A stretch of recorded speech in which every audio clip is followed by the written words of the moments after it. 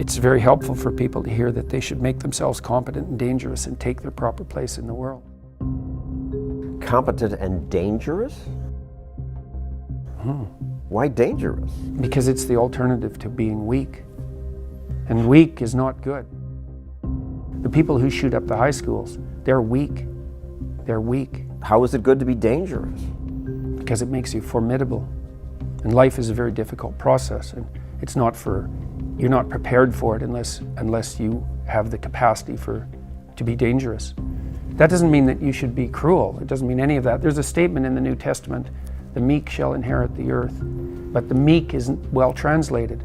It means something more like those who have swords and know how to use them but keep them sheathed will inherit the world. That's a way better way of thinking about it. You have to be powerful and formidable and then peaceful, in that order, right? And that's not the same as being naive and weak and harmless, which is what young men are being encouraged to be. It's like, that's a very bad idea.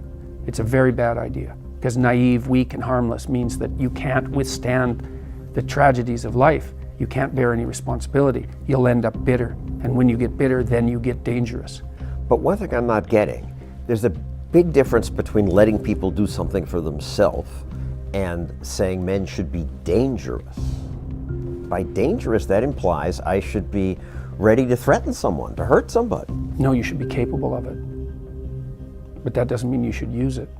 There's nothing to you otherwise. Like, if you're not a formidable force, there's no morality in your self-control. If you're incapable of violence, not being violent isn't a virtue. People who teach martial arts know this full well, right? If you learn a martial art, you learn to be dangerous, but simultaneously you learn to control it. Both of those come together. And the combination of that capacity for danger and the capacity for control is what brings about the virtue. Otherwise, you confuse weakness with moral virtue. I'm harmless, therefore I'm good. It's like, no, that isn't how it works. That isn't how it works at all. If you're harmless, you're just weak. And if you're weak, you're not going to be good. You can't be, because it takes strength to be good. It's very difficult to be good. You said that a harmless man is not a good man. A good man is a very dangerous man who has that under voluntary control. How should people become more dangerous? Oh, becoming more articulate is definitely, I would say, that's the primary array of weapons. So, I mean, physical prowess is something, and it's not nothing, that physical confidence that comes along with that as well. But the same thing replicated at the level of the ability to communicate and to think, that's a way broader field of battle and opportunity. So this is one thing that isn't taught well, especially to boys. It's more important to teach it to boys, I would say, because they're more skeptical of the educational enterprise in general, generally speaking, partly because they're less obedient, partly because they're less agreeable. That's particularly true for disagreeable boys. And agreeable boys get higher grades, independent of their IQ and their academic achievement, because they're easier to deal with. So, what do you tell disagreeable boys? There's nothing that makes you more formidable than verbal competence, than being able to articulate, be able to think, to marshal your arguments, right? It's a battlefield metaphor. Get everything in order.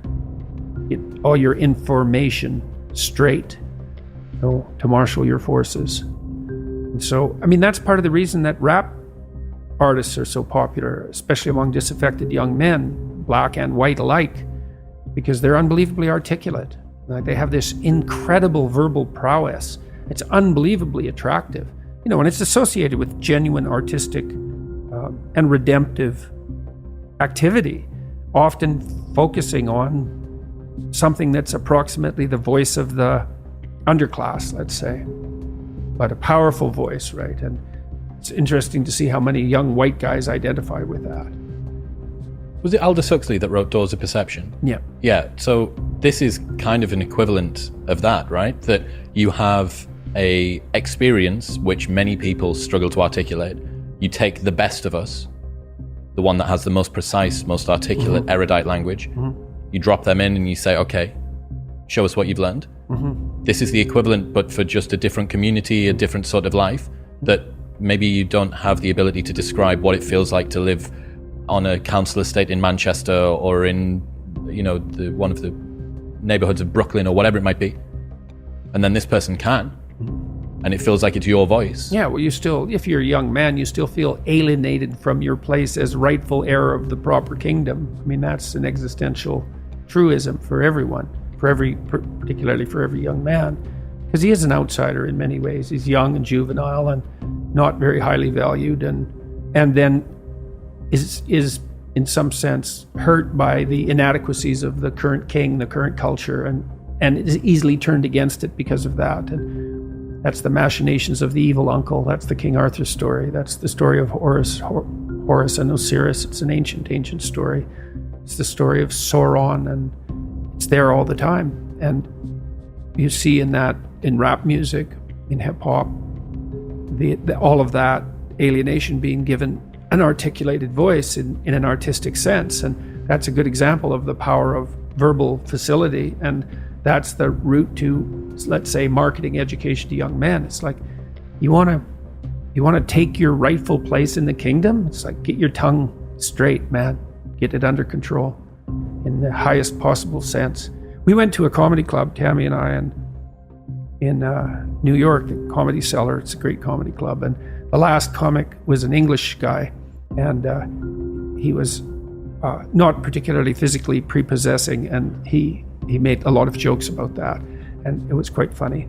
And then he divided the audience into 5 sections, and he asked each section to toss up a topic, just to yell out a topic.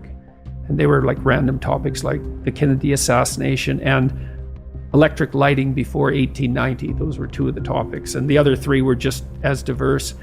And then he put on some beats, and he did about an 8-minute rap with every verse rhymed, and he tied the whole thing together at the end and ended at the end of the music, all spontaneously. It was unbelievable. And that's logos, man. That's the redemptive power of the logos right there. The magic word, the sacred word. It's just manifesting itself on stage. There's something very impressive. Something about that does feel dangerous as well. Not in a, I need to be concerned and this should be contaminated and walled off, but in a way that you think that person has so much competence that it's flowing out of them. And you almost feel competent by being around them. But you certainly feel competent by appreciating it. Yep. Right? Because it speaks to the part of you that is capable of appreciating such things. You think, wow, that's really something. That's an amazing display. That's an amazing thing to see. Amazing, right? A very interesting word, amazing. And you're trapped by the charisma of that. And that charisma, that's not nothing. That's a signal of something redemptive occurring. That accounts for virtually all of the attraction of hip hop and rap. It's the articulated voice of the struggling but worthy underclass. I suppose that's a good way of putting it. But those who are alienated from their rightful place.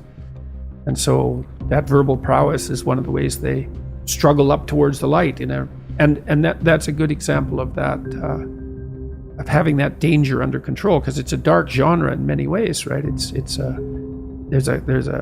real undercurrent and air of violence that surrounds that and its culture, like the punk movement in the UK back in the late 70s. Same sort of thing. But that capacity to express that in a poetic manner, in a compelling manner. Johnny Rotten was great at that. He was so intense. He has a song called Rise, which I used to show my clients all the time when I was starting assertiveness training with them. I'd put on Johnny Rotten's Rise, and the line in there is anger is an energy, and he's got these unbelievably intense eyes. Anger is an energy. You bet. And John Lydon, man, he could channel that like almost no one I've ever seen. He'd get that anger built up inside him, and then it was completely under control, and he expressed it in his music, and he's absolutely captivating, unbelievably charismatic. And I really liked his music, that raw anger in the music. But it was in the bloody music, wasn't it? It wasn't some random riot, you know? He transmuted that into something, you know, you can argue about the poetic merits of punk rock, although I don't think you should. I mean, I Did It My Way, Sid Vicious's version of I Did It My Way, my God, that's a work of genius, that. It's so brilliantly satirical.